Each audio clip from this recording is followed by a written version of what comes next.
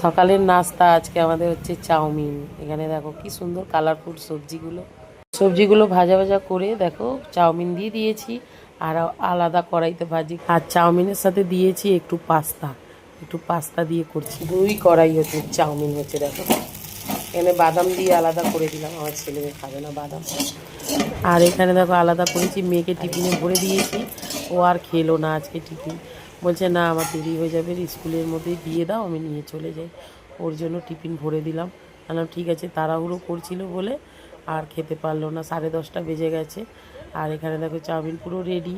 আর আমার ছেলের তো ওর ফেভারিট চাউমিন, মানে চাউমিন ওকে সারাদিন দিয়ে দাও, ভাত রুটি খাবে না, চাউমিন খেয়ে নেবে।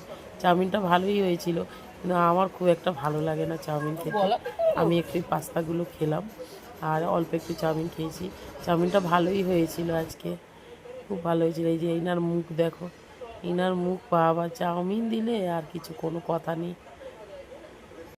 এবার তাড়াতাড়ি করে টিফিন করে আবার দুপুরের যুদ্ধতে লেগে যেতে হবে, কারণ রান্নাবান্না আবার শুরু করতে কে কী খাবে না খাবে এটা চিন্তা মাথায় নিয়ে ঘুরতে হবে।